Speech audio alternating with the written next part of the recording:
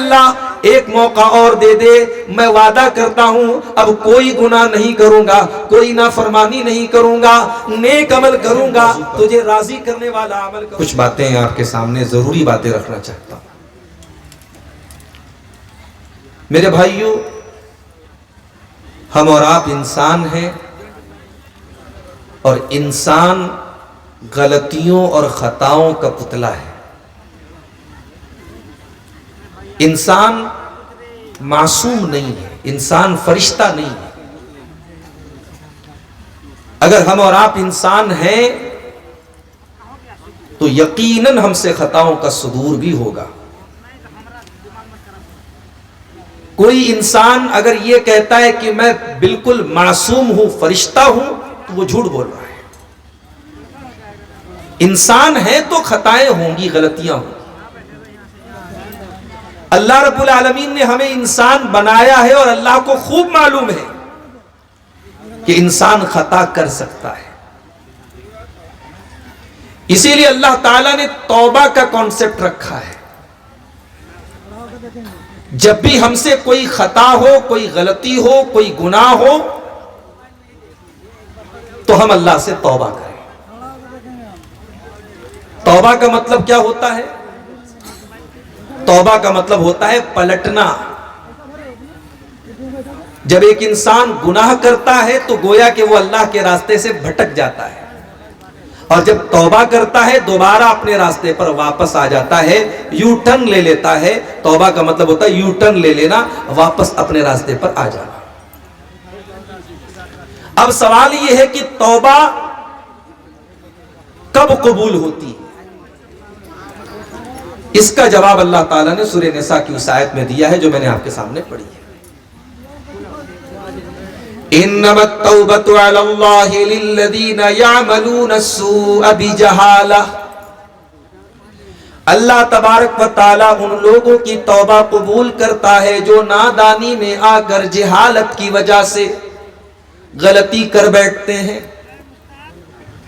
وہ چوری کر کے سینہ زوری نہیں کرتے، وہ گناہ کر کے اس کے اوپر ڈٹے نہیں رہتے۔ ان سے اگر انجانے میں، نادانی میں، جہالت میں اگر کوئی گناہ ہو جائے، کوئی غلطی ہو جائے، اللہ فرماتا ہے انما التوبۃ علی اللہ للذین یعملون السوء بجہالہ ثم یتوبون من قریب۔ وہ فوراً توبہ کرتے ہیں، وہ توبہ کرنے میں ڈیلے نہیں کرتے، وہ توبہ کے بارے میں سوچ وچار نہیں کرتے۔ میرے پیارے ساتھیوں، آج ہماری اور آپ کی زندگی گناہوں کی دلدل میں ہم دھسے ہوئے ہیں۔ شاید کوئی دن ایسا نہیں گزرتا کہ ہم کوئی نہ کوئی اللہ کی نافرمانی نہیں کرتے، پھر بھی ہم توبہ نہیں کرتے۔ ہم اللہ کی بارگاہ میں اپنے گناہوں کی معافی نہیں مانگتے۔ آخر ایسا کیوں ہے؟ کیا ہمیں اس بات کا احساس نہیں ہے کہ موت کا ہرکارہ کبھی بھی ہمارے پاس آ سکتا ہے، اور موت کو اپنے سامنے دیکھنے کے بعد پھر اگر ہم توبہ کریں گے تو اللہ ہماری توبہ قبول نہیں کرے گا۔ حتی اذا جاء احدهم الموت قال رب ارجعون۔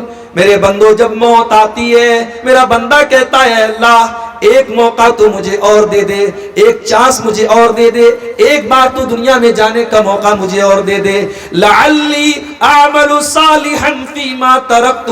اے اللہ ایک موقع اور دے دے، میں وعدہ کرتا ہوں اب کوئی گناہ نہیں کروں گا، کوئی نافرمانی نہیں کروں گا، نیک عمل کروں گا، تجھے راضی کرنے والا عمل کروں گا۔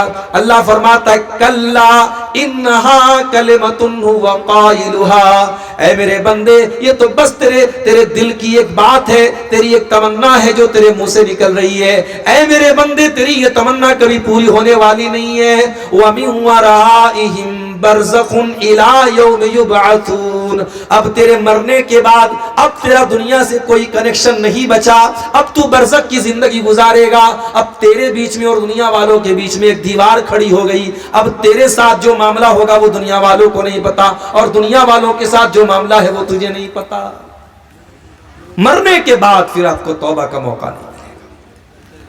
اسی لیے اللہ کے پیارے نبی فرماتے ہیں ان اللہ یقبل توبۃ العبد ما لم یغرغر، اللہ تعالی بندے کی توبہ تب تک قبول کرتا ہے جب تک غرغرہ نہ آ جائے، جب تک جاں کنی کا عالم نہ آ جائے، جب تک انسان موت کو اپنے سامنے نہ دیکھ لے۔ جب موت کو اپنے سامنے دیکھ لے گا پھر توبہ قبول نہیں ہوگی۔ توبہ تو فرعون نے بھی کی تھی۔ فرعون نے جب موت کو اپنے سامنے دیکھا اور دریائے قلزم میں ڈوبنے لگا، وہی فرعون جو موسیٰ علیہ السلام کو دھمکی دیتا تھا، جو فخر کرتا تھا اپنی حکومت پر، اپنی طاقت پر، اللہ کا مذاق اڑاتا تھا، موسیٰ علیہ السلام کا مذاق اڑاتا تھا، جب پانی میں ڈوبنے لگا تو کیا کہتا ہے؟ آمنت بالذی آمنت بہ بنو اسرائیل، میں اس اللہ کے اوپر ایمان لاتا ہوں جس اللہ کے اوپر بنی اسرائیل ایمان رکھتے ہیں۔ اللہ نے فرمایا الآن وقد عصیت من قبل، اے فرعون اب تیرے ایمان لانے کا کوئی مطلب نہیں ہے، ساری زندگی تو نافرمانیوں میں گزارتا رہا، اللہ کو ناراض کرتا رہا، گناہ پر گناہ کرتا رہا، آج موت کو سامنے دیکھ کر کے تو توبہ کر رہا ہے، آج تیری توبہ قبول نہیں ہوگی۔ مرنے کے پہلے توبہ کرنا ہے میرے ساتھی۔ اور ہم کب مریں گے ہم کوئی گارنٹی نہیں لے سکتے، کہاں مریں گے اس کی بھی کوئی گارنٹی نہیں۔ وَمَا تَدْرِي نَفْسٌ بِأَيِّ أَرْضٍ تَمُوتُ، کوئی نہیں جانتا کہ وہ کہاں مرے گا۔ آپ کے اسی کٹیہار کے قریب میں لابھا کے علاقے کے ایک عالم دین ساؤتھ انڈیا میں چندہ کرنے کے لیے رمضان میں جاتے ہیں، ٹرین کے اوپر چڑھنے لگتے ہیں، پاؤں پھسل جاتا ہے اور ٹرین کی پٹری کے اوپر وہ گر جاتے ہیں، اور وہیں گرنے کے بعد ان کا آن دا اسپاٹ انتقال ہو جاتا ہے۔ ان کے بچوں کو پتہ لگتا ہے، کسی طریقے سے ان کی باڈی کو بلوایا جاتا ہے، وہ گئے تھے ادارے کا چندہ کرنے کے لیے اور گھر ان کی میت آتی ہے۔ میرے پیارے ساتھیوں، کوئی نہیں جانتا وَمَا تَدْرِي نَفْسٌ بِأَيِّ أَرْضٍ تَمُوتُ، کوئی نہیں جانتا کہ وہ کب مرے گا، کہاں مرے گا۔ ابھی ایک ہفتہ پہلے کا واقعہ ہے، جھارکھنڈ کے دیوگھر میں ایک پروگرام میں گیا تھا، رات میں 12 بجے پروگرام سے نکلا، آدھا گھنٹے کے بعد میرے موبائل پر کال آیا، مولانا یہاں پر ایک حادثہ ہو گیا۔ میں نے کہا کیا معاملہ ہے؟ کہا کہ ایک نوجوان، بالکل ینگ لڑکا، 20-22 سال کا نوجوان جو قرآن کا حافظ بھی تھا، اور بعد میں جب فوٹو لوگوں نے بھیجا تو مجھے یاد آیا وہ لڑکا تقریر میں اسٹیج کے پاس بھی آیا تھا، تقریر کے بعد اس نے مجھ سے مصافحہ بھی کیا تھا، 2 چھوٹے چھوٹے بچوں کا باپ تھا۔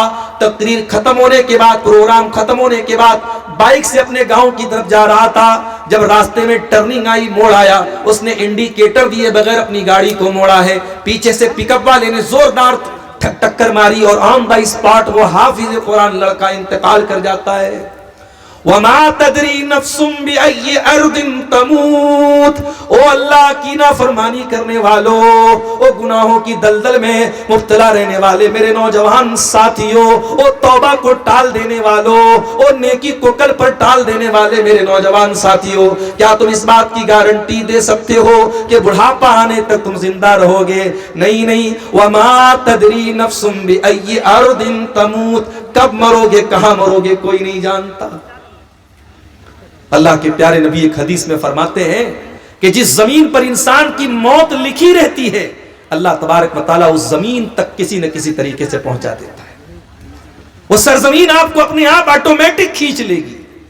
علامہ احسان الہی ظہیر ہماری جماعت کے بہت بڑے عالم تھے، ہمارے پڑوسی ملک کے رہنے والے تھے، لاہور میں تقریر کر رہے تھے، دشمنوں کی سازش ہوئی، بم دھماکہ ہوا، اس موقع پر کئی علماء شہید ہو گئے۔ علامہ احسان الہی ظہیر بھی سخت طریقے سے زخمی ہوئے، سعودی عرب کی حکومت نے ان کے علاج معالجے کے لیے ان کو ریاض بلوایا، فلائٹ سے ریاض پہنچایا گیا۔ ریاض کے ہاسپٹل میں دوران علاج علامہ احسان الہی ظہیر نے دم توڑ دیا، ان کی لاش کو، ان کی میت کو مدینہ کے اندر لایا گیا، مسجد نبوی کے اندر ان کی جنازے کی نماز پڑھائی گئی، اور بقیع کے قبرستان میں جہاں 10,000 سے زیادہ صحابہ کرام کی قبریں دفن ہیں، اس قبرستان میں علامہ احسان الہی ظہیر کو دفنایا گیا۔ انتقال کہاں ہوا، موت کہاں ہوئی، دفن کہاں ہوئے؟ میرے پیارے ساتھیوں، ہم نہیں جانتے ہم کب اور کہاں مرے۔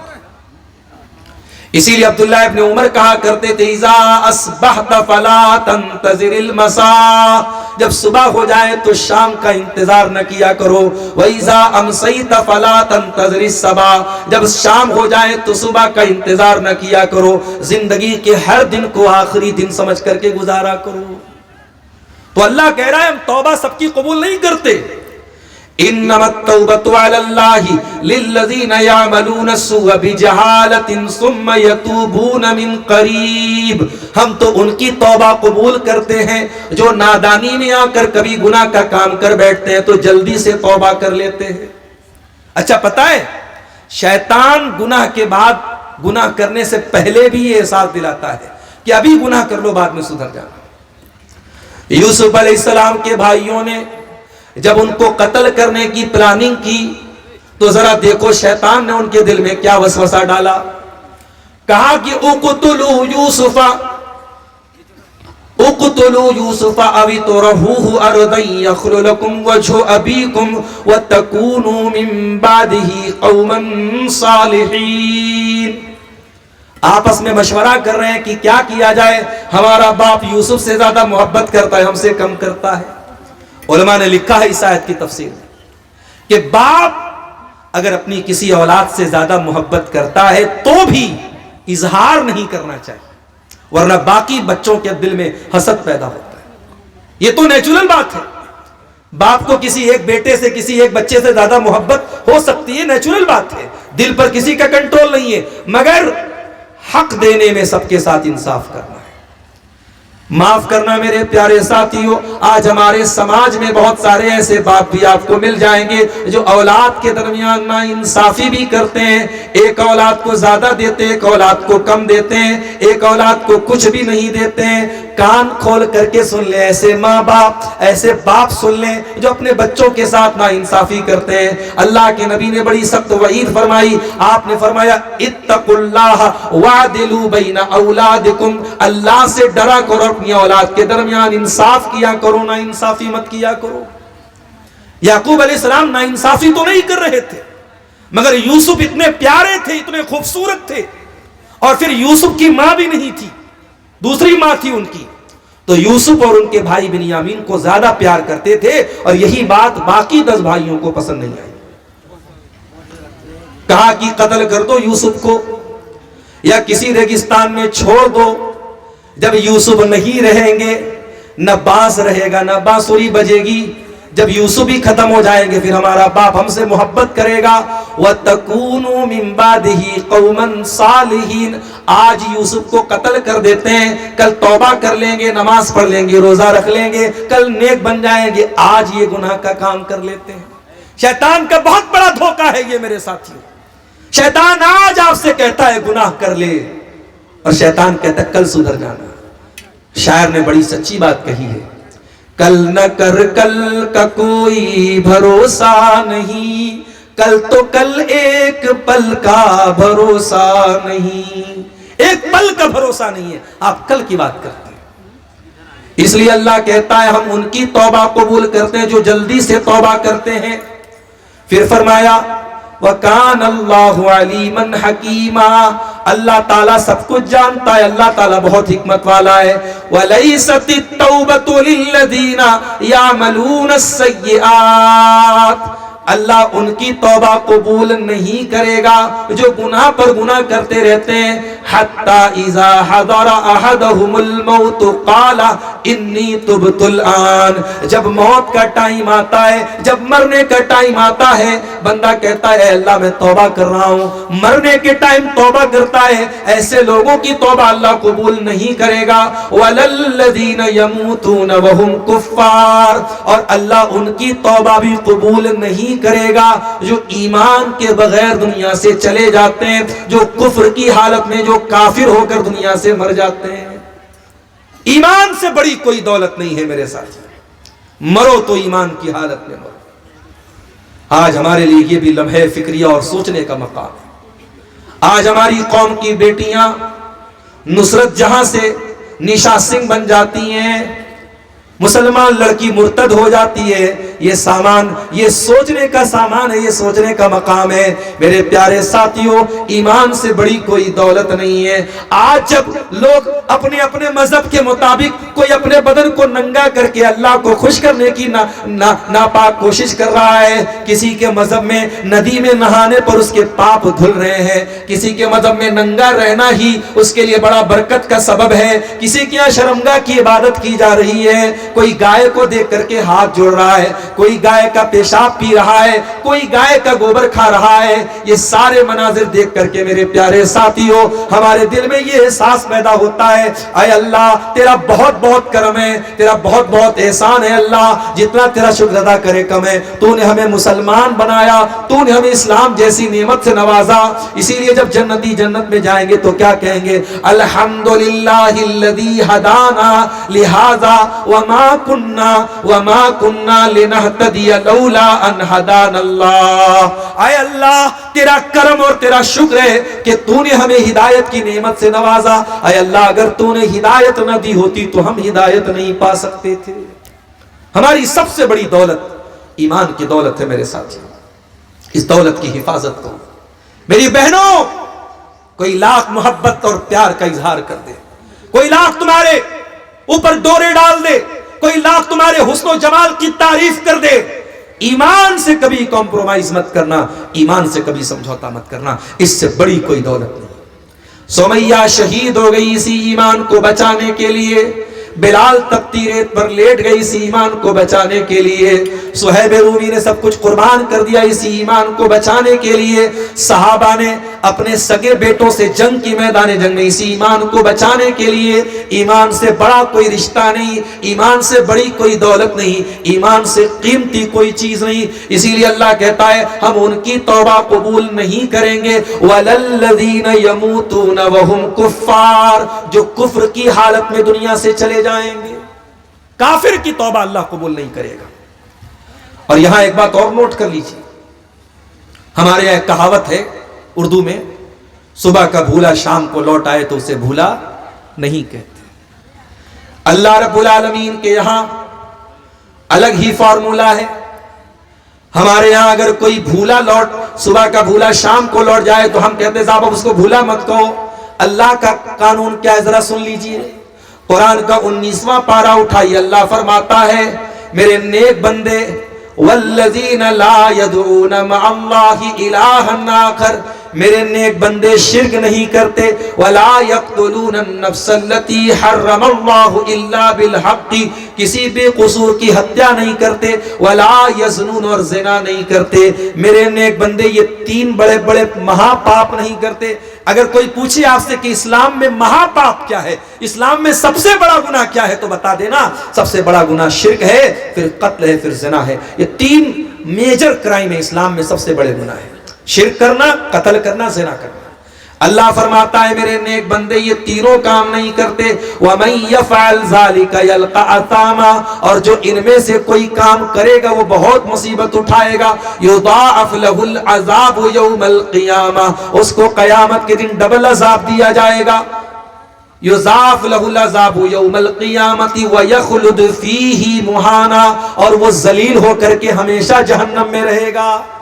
اگر کوئی شرک کر کے، قتل کر کے اور زنا کر کے اللہ کیا جائے گا، ذلیل ہو کر کے جہنم میں رہے گا۔ اب ذرا اگلی آیت سنیے، إِلَّا مَن تَابَ وَآمَنَ وَعَمِلَ عَمَلًا صَالِحًا، ہاں اگر کوئی توبہ کر لے اور ایمان لے آئے اور نیک عمل کرے، فَأُولَئِكَ يُبَدِّلُ اللَّهُ سَيِّئَاتِهِمْ حَسَنَاتٍ، اللہ فرماتا ہے ہم ان کے گناہوں کو نیکیوں میں بدل دیں گے۔ اللہ اکبر۔ کل تک شراب پیتا تھا، کل تک زنا کرتا تھا، کل تک چوری کرتا تھا، کل تک حرام کام کرتا تھا، آج اللہ کی بارگاہ میں سچی توبہ کر لے، اللہ اس کے اکاؤنٹ کی، اس کے نام اعمال کی ساری برائیوں کو اللہ نیکیوں میں بدل دے گا۔ وارے کریم تیری رحیمی، وارے رحیم تیری رحمت، وارے کریم تیرا کرم، وارے رحمان تیری رحمت کے کیا کہنے میرے بھائیوں، اس اللہ کی شان کریمی کے کیا کہنے کہ وہ ایک گنہگار اگر سچی توبہ کر لے اس کے گناہوں کو نیکیوں میں بدل دیتا ہے۔ یہی نہیں، قرآن کا 30واں پارہ اٹھائیے، بہت مشہور سورت ہے سورۃ البروج، ہمیں سے بہت سارے لوگوں کو یاد بھی ہوگی. والسماء ذات البروج واليوم الموعود وشاهد ومشهود قتل اصحاب الاخدود النار ذات الوقود اذ هم عليها قعود. اللہ نے سورہ بروج میں واقعہ بیان کیا. کسی دور میں ایمان لانے والوں کو کافروں نے خندق کھود کر کے، کھائی کھود کر کے، گڈھا کھود کر کے زندہ جلا دیا تھا. عربی میں کھائی کو اخدود بولتے ہیں. کھائی کھود کر کے، گڈھا کھود کر کے ایمان والے بچوں کو، عورتوں کو، مردوں کو زندہ جلا دیا تھا. وَمَا نَقَمُوا مِنْهُمْ إِلَّا أَن يُؤْمِنُوا بِاللَّهِ الْعَزِيزِ الْحَمِيدِ. اور ایمان لانے والوں کا جرم کیا تھا؟ آج فلسطین کے شہر غازہ پر اسرائیل بمباری کرتا ہے، چھوٹے چھوٹے بچوں کی لاشوں کے ٹکڑے ہو جاتے ہیں. کیا قصور ہے ان مسلمانوں کا؟ قرآن 1400 سال پہلے جواب دیتا ہے ہر دور میں. وَمَا نَقَمُوا مِنْهُمْ إِلَّا أَن يُؤْمِنُوا بِاللَّهِ الْعَزِيزِ الْحَمِيدِ. اے ایمان والو، تم پر ظلم و ستم کے پہاڑ توڑے جائیں گے، تم بے قصور رہو گے تب بھی تم کو مارا پیٹا جائے گا. تمہارا جرم یہی ہے کہ تم مسلمان ہو، تمہارا جرم یہ ہے کہ تم اللہ کے اوپر ایمان رکھتے ہو. ہر دور میں اہل باطل کا طریقہ رہا ہے ایمان والوں کو ستانا اور ان کو تکلیف دینا. کسی زمانے میں اصحاب کہف، وہ چند نوجوان جنہوں نے اپنے باپ کی حویلی کو چھوڑ کر اپنے ایمان کو بچانے کی خاطر ایک پہاڑ کی گفا میں جا کے پناہ لی تھی، ان نوجوانوں نے آپس میں کیا کہا تھا؟ انہم ان یظہروا علیکم یرجموکم او یعیدوکم فی ملتہم ولن تفلحوا اذن ابدا. ان نوجوانوں نے آپس میں مشورہ کیا اگر دشمن ہم کو پا گیا تو یا تو جان سے مار دے گا یا مرتد کر دے گا، کافر بنا دے گا، مشرک بنا دے گا، اور اگر ہم مشرک ہو گئے، کافر ہو گئے تو پھر ہم سے زیادہ خسارہ اٹھانے والا، ہم سے زیادہ نقصان اٹھانے والا کوئی نہیں ہوگا. ہر دور میں اہل باطل کا ایک ہی مشن ہے. وَلَن تَرْضَى عَنْكَ الْيَهُودُ وَلَا النَّصَارَى حَتَّى تَتَّبِعَ مِلَّتَهُمْ. ان کا ایک ہی مشن ہے کہ اے مسلمانوں، تم اپنے دین کو چھوڑ دو، اپنے اللہ کی محبت چھوڑ دو، اپنے رسول کی محبت چھوڑ دو، اپنے ایمان کی محبت چھوڑ دو، تو ان کے نقش قدم پہ چلو. ہر دور میں ان کا مشن یہی رہا ہے. اصحاب الاخدود نے ایمان والوں کو جلا ڈالا. اب ذرا غور سے سنیے گا جو نقطہ میں بیان کرنے جا رہا ہوں. وَمَا نَقَمُوا مِنْهُمْ إِلَّا أَن يُؤْمِنُوا بِاللَّهِ الْعَزِيزِ الْحَمِيدِ. انہوں نے ایمان والوں کو کیوں جلا دیا؟ کس بات کی سزا دی؟ سزا اس بات کی دی کہ وہ اللہ کے اوپر ایمان لے آئے.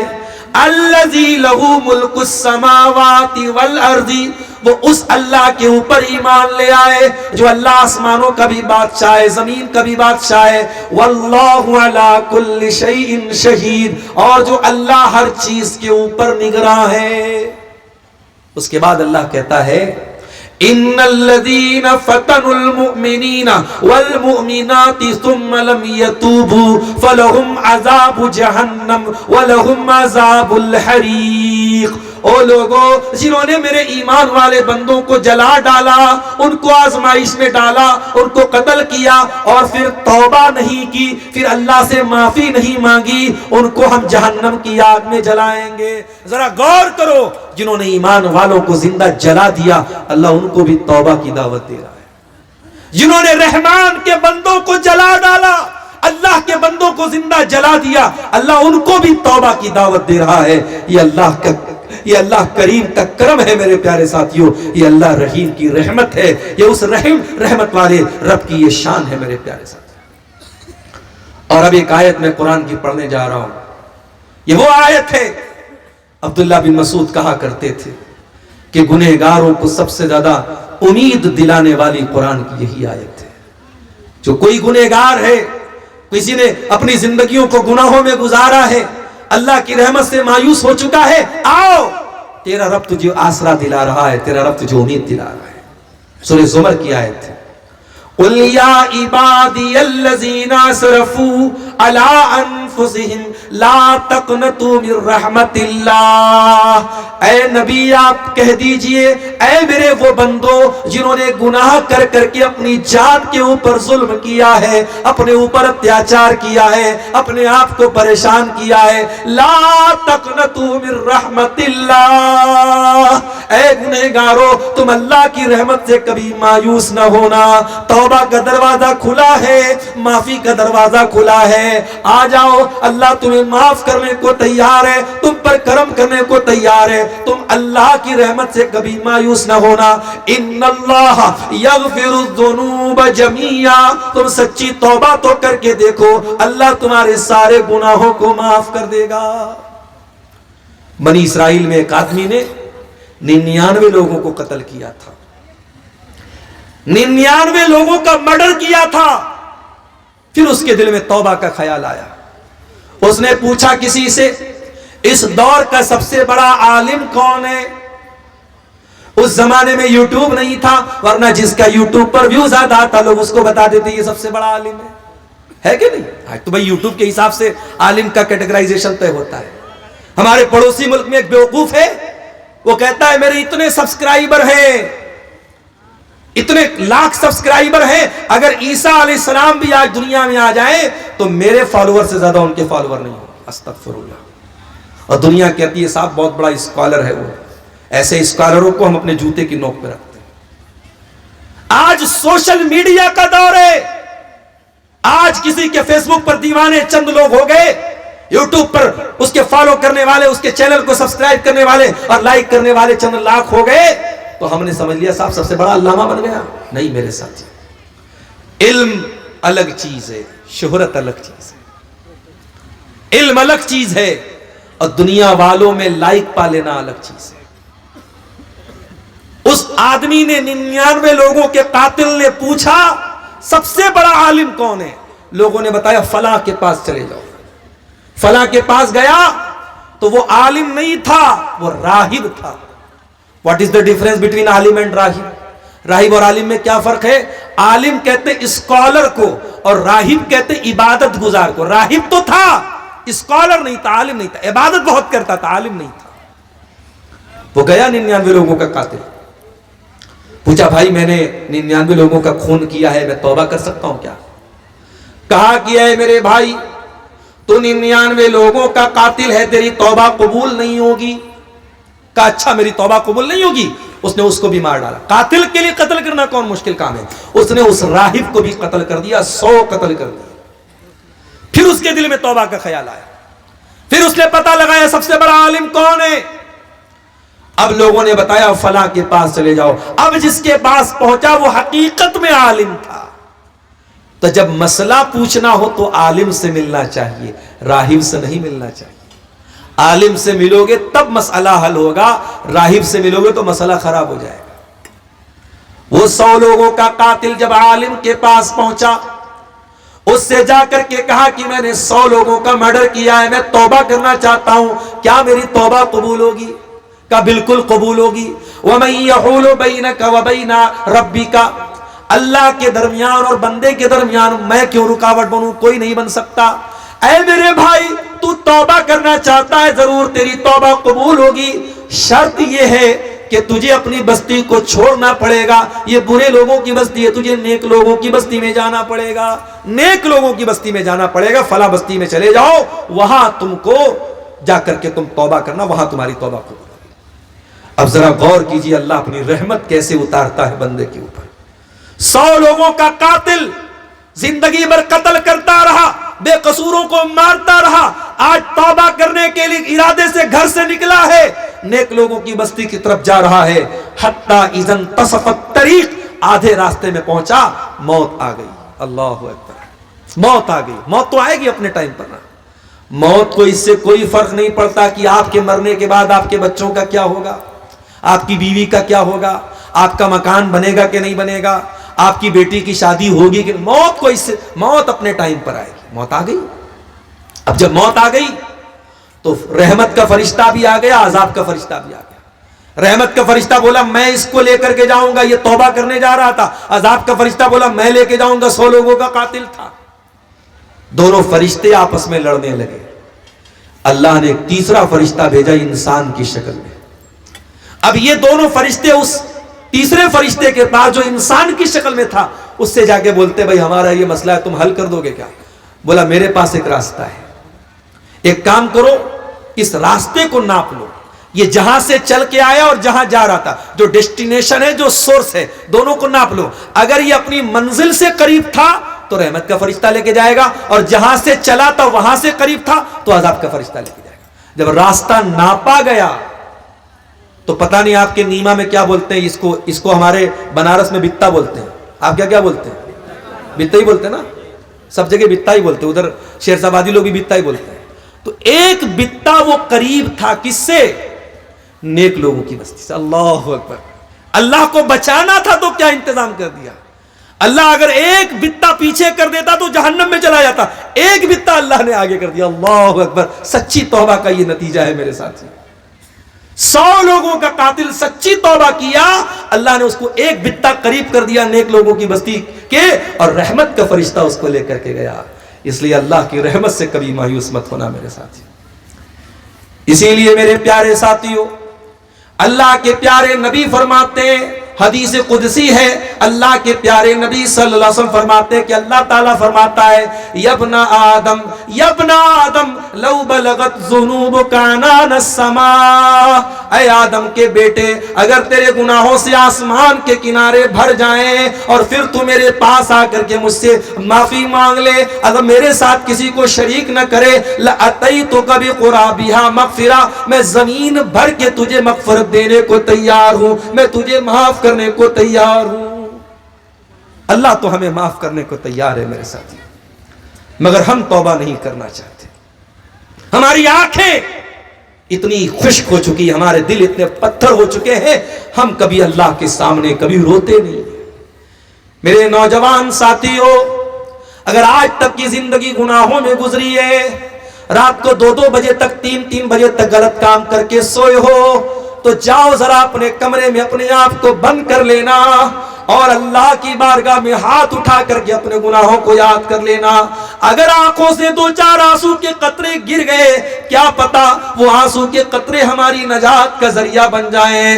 اللہ کے نبی فرماتے ہیں لا تدخل النار, وہ آگ جہنم میں نہیں جائے گی, عین بقت من خشیت اللہ, جس آنکھ سے اللہ کے خوف سے آنسو بہتا ہو وہ آنکھ جہنم کی آگ میں نہیں جلے گی. اللہ کے پیارے نبی صلی اللہ علیہ وسلم فرماتے ہیں 7 لوگ ایسے ہوں گے جن کو قیامت کے دن اللہ تعالیٰ اپنے عرش کا سایہ دے گا. ان 7 میں ایک خوش نصیب انسان وہ بھی ہوگا.